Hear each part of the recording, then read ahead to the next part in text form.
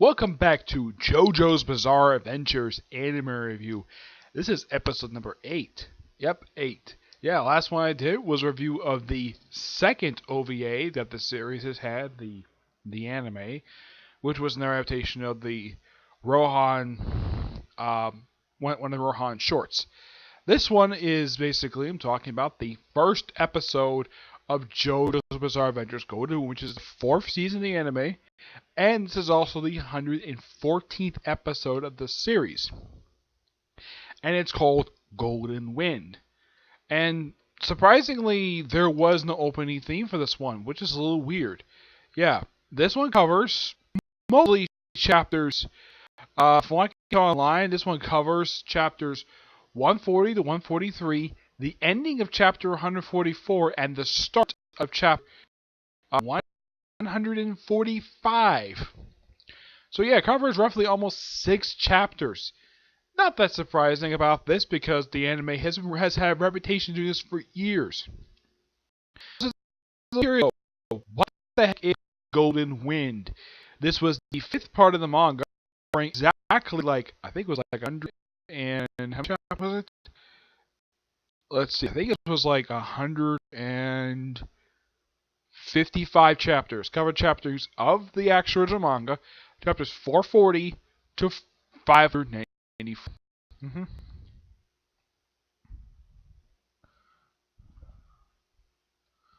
Yep, that's pretty much how much it covers.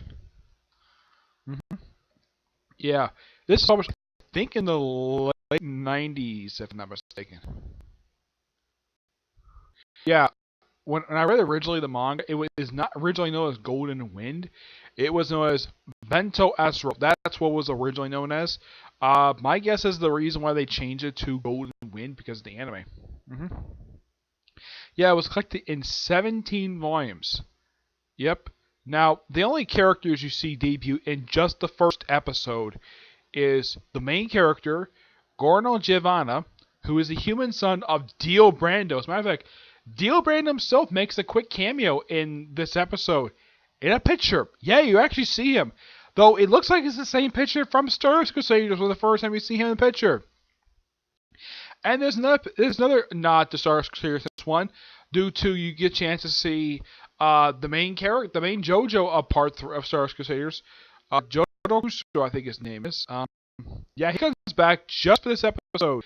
Oh, I should point out though, him and the other guy who's also from Diamonds Unbreakable. I'm trying to think of the guy's name. So this is stand as well when it comes up here. Yeah, they only bring in like 2 characters from the previous one. Yep, they bring in Uchiha.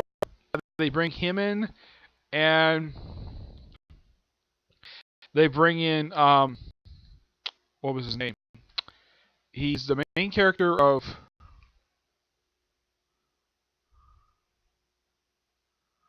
It's Joro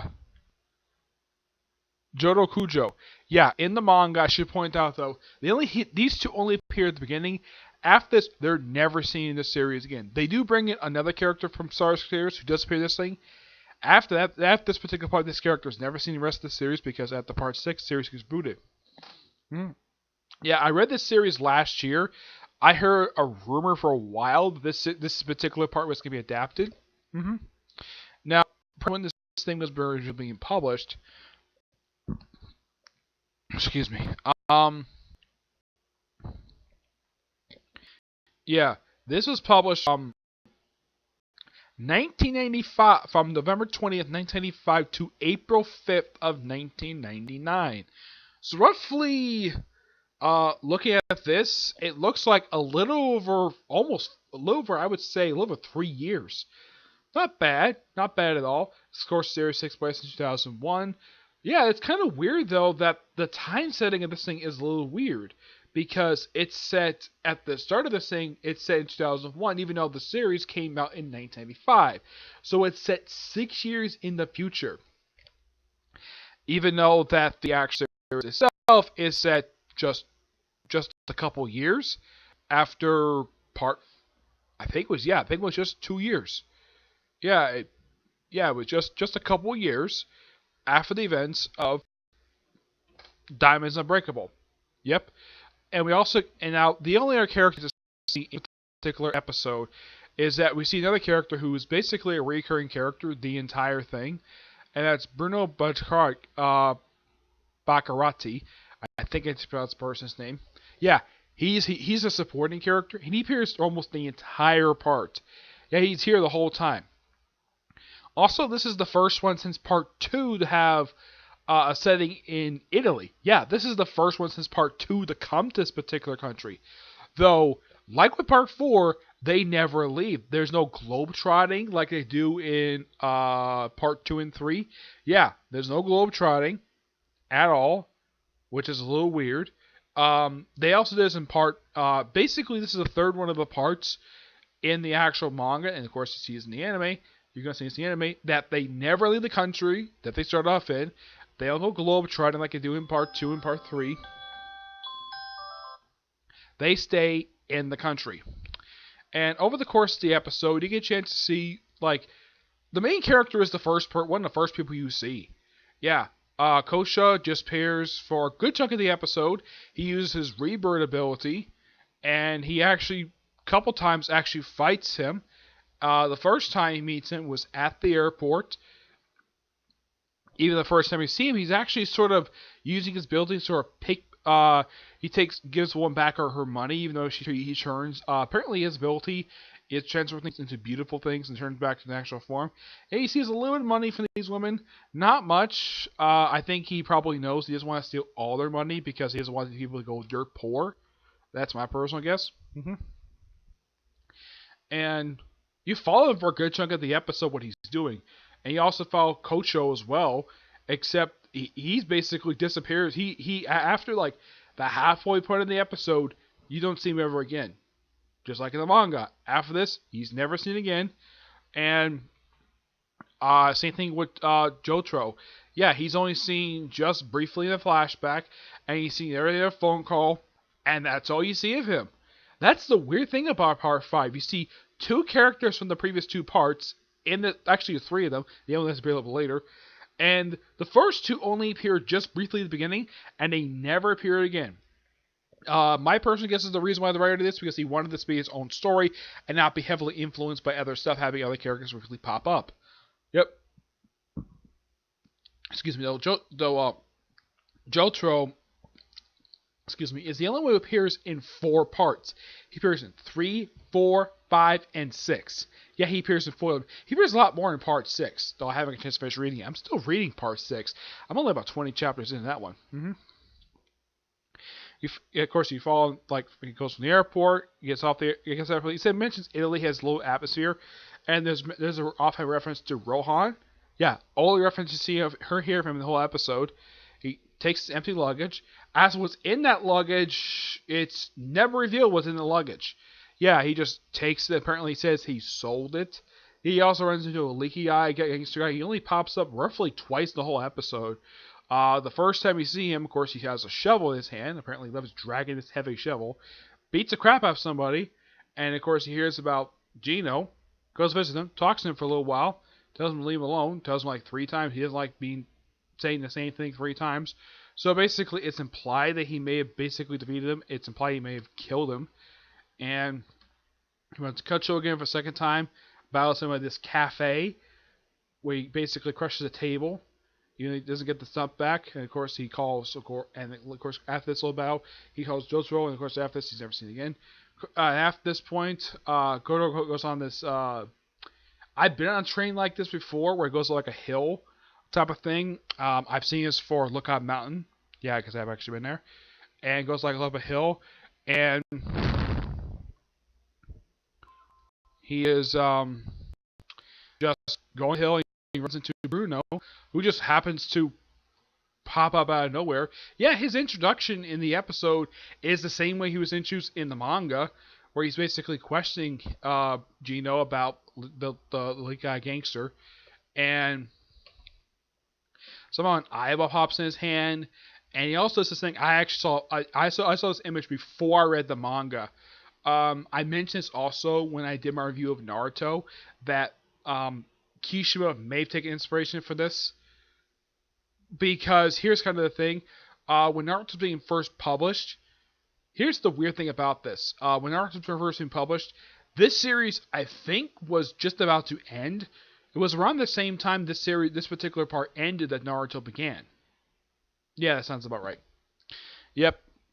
There is a scene. There's this particular image I saw before with this part, and I was curious though what part this happened in, and it's Bruno licking the main character's face. He doesn't do it ever again. I was introduced to the series because of this particular image. I was like, okay, I'm interested. I love the artwork.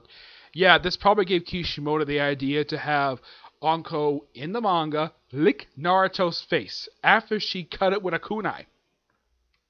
Yeah, I mentioned this to Jeremy. Like, man, that image looks very familiar. It looks very similar circumstance to how Anko licked Naruto's face. And it's curious still they never put that in the Naruto anime. Yeah, I don't know why. I don't know if it's in the sub, but I know it's not in the dub. Yeah, it's a little weird. Maybe they didn't want to put it in there. I don't know. I get kind of the reason why they decided not to include it, but at least in JoJo's Bizarre Adventures, they actually included it because it was a plot point. Yeah, in the case of this was a plot point, and this is something very rare. I think I've seen this happen a couple times in JoJo. I've seen this happen in a few other anime where they roll the credits even though the episode is still going. Yeah, they did this. I've seen this also in Tokyo Ghoul. Mostly they did this in like the final episode, like a season or a part of a season, where they roll the credits even though the episode was still going. Yeah. This overall was a really good episode and a great start to Golden Wind. Yeah, this is all about gangsters. This is basically the mafia part. Yeah, that's all this mostly is. This is basically about the mafia. It's the Italian mob. That's mainly what this one is. And I know that the writer is a huge fan of Italian stuff, so it's not surprising he has a whole arc set in Italy. Even though he did briefly have a part of, it was the third place that they visited for part 2, and it's great though to have a whole setting in this. I think it's Rome. Yeah, I think I think it might be Rome or actually it's Naples. Yeah, the thing takes place in Naples. I gotta say, when I first saw the animation for the city, I'm like, wow, this is so freaking good. Unlike what they did in part 4 where they made the sky yellow for some reason. Here, they at least keep the sky blue. I was so happy with that. Because that really kind of turned me off the fact that they made the sky yellow, and in the anime they never explain why it's yellow. At least here they keep the sky natural color, not freaking yellow. Of course they also mentioned about, of course, he's never told. I should bring up though, he's never told his father's Dio Brando. Never is at all. This overall was a really good episode, and I do recommend people are fans of JoJo's Adventures. And I'm looking forward to next week's episode. Yep.